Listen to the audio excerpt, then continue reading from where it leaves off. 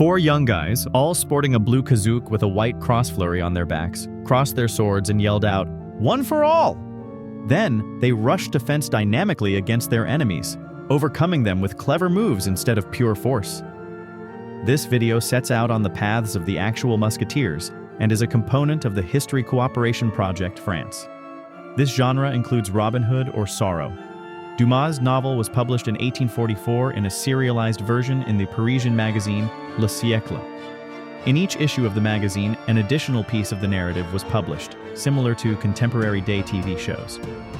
When most readers would lack the means to purchase complete novels, the French public could not get enough of Dumas' works wherever Le Siècle was offered. This was a fairly typical method of publishing literary works in the 19th century.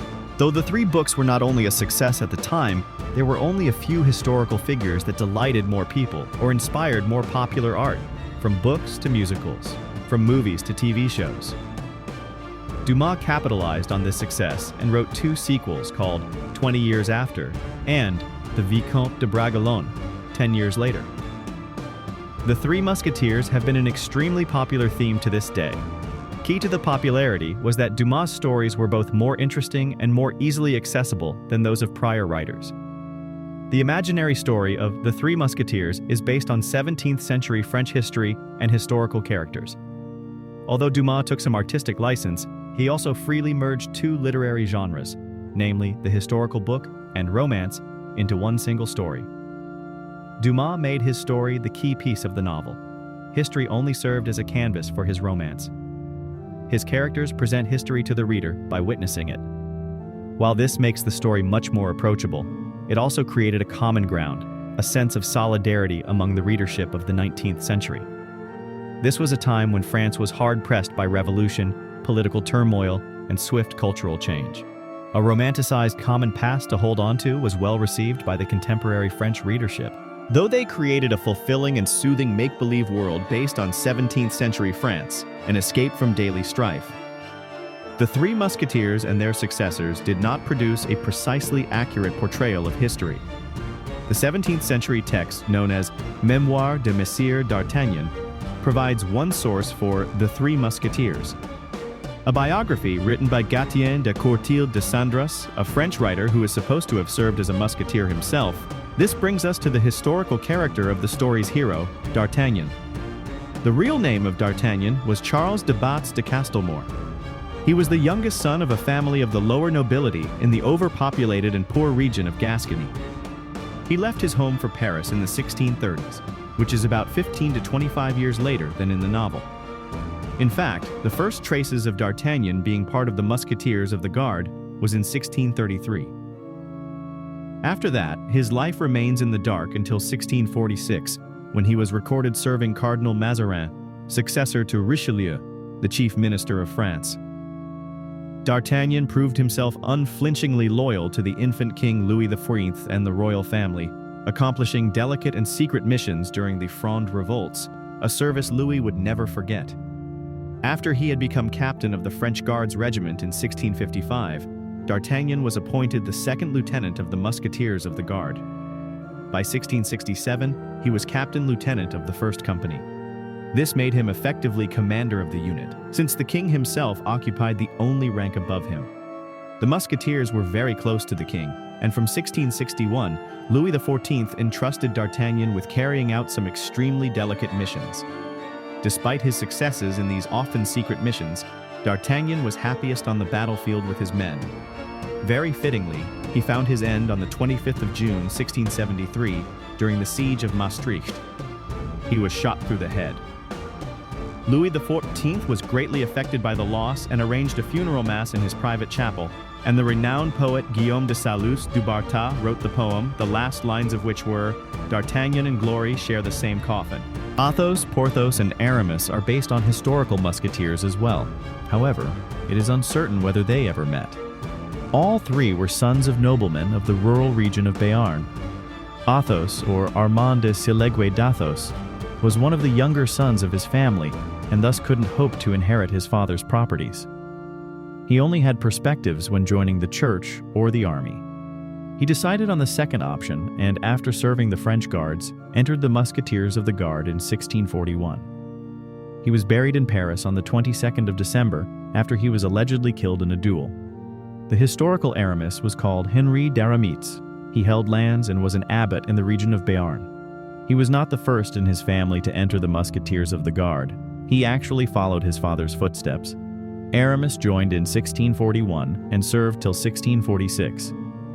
Finally, Porthos is modeled on Isaac de Porthos, who stems from a family of the lower nobility as well.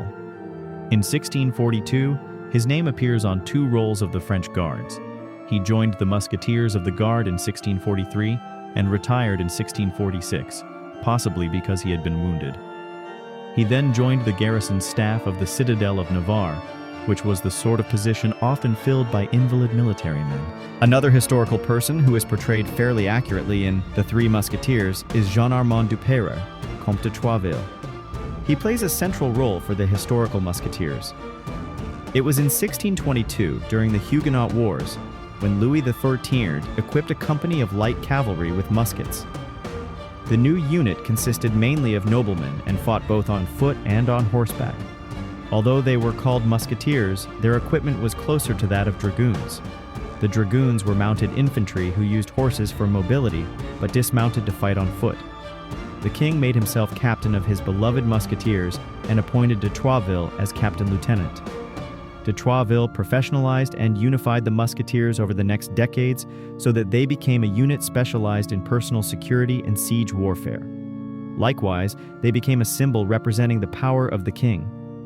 De Troisville was related to both Porthos and Athos, and he was a good friend to the D'Artagnan family. De Troisville used his position as captain lieutenant, that is, commander of the Musketeers of the Guard, to get them all listed. Dumas picked up on this central aspect of the history of the real Musketeers, as he has D'Artagnan arriving in Paris with a letter of recommendation from his father to de Troisville. It was very likely that an aspirant would have had a letter of attestation from a relative or an influential acquaintance who was already serving. The Musketeers were not nobodies, but, similar to the protagonists of the novels, the sons of rural gentry, that is, the lower ranks of the local nobility. According to Agathe Reville, a professor of history in Paris, a real musketeer was very likely to find a family member standing in the ranks with him. This is in contrast with Dumas' novel, which basically portrays a musketeer as a lone wolf-type adventurer with few and only distant family ties. All in all, the Musketeers of the Guard were part of a complex network of client and family relationships. The average recruit was also very young, about 17 years old, physically and mentally fit, and had received basic training in fencing, riding, and shooting before joining. In this sense, the Musketeers functioned as a kind of professional training center for young nobles, an elite military school to train the finest young men of the kingdom to serve the greatness and power of the king. As with Dumas's Musketeers, the real Musketeers' most important duty was the protection of the king and his family. The Musketeers of the Guard were part of the military household of the King of France.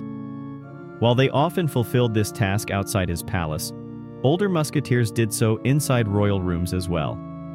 They served in closest proximity to the king, protecting his rooms, escorting him on the road, and executing his most delicate orders. Each morning after the king woke up, and each evening before he went to bed, a musketeer went to see the king and to receive his orders for the night or for the next day. However, the musketeers' duties were not limited to service to the king. The most distinctive difference between the real and the fictional unit we find in the behavior of the musketeers. While Dumas draws the portrait of swift swashbucklers characterized more by wit than by violence, the real Musketeers of the Guard performed policing tasks and secret services. Yet, first and foremost, they were elite soldiers. As a highly trained military unit, they mastered the most modern weapons and used them lethally. While they were certainly proud of their rapiers, muskets and pistols were at least equally important in battle. They were warriors fighting at the forefront of many battles, and were famous for storming enemy positions without fearing death. However, the 17th century was a time in which many armed conflicts were long and bloody sieges in which financial costs were more decisive than human losses. According to the historian Remy Masson, who wrote his doctoral thesis on the Musketeers in 2013, the Musketeers lived in a culture of bravery which didn't allow fear. This led to an eagerness to charge. This went so far that during the siege of Maastricht in 1673, the king had to order the lieutenant to shoot every musketeer going forward before the line of his comrades. Just like in the novel, there was a second guard which served as a private household guard to protect Cardinal Richelieu, who was the target of several conspiracies and attempts on his life. The conflict between the two guards, which led to various fights in the novel, is based on history as well. According to Remy Masson, the rivalry between the two units was no invention of the novelist.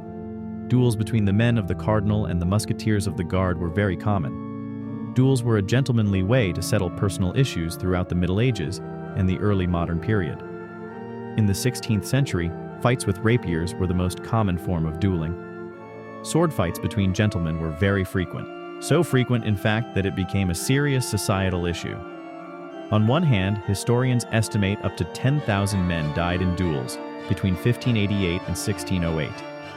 On the other hand, as Irene Frayne mentions, duels were a form of self-justice and thus undermined the royal jurisdiction and authority.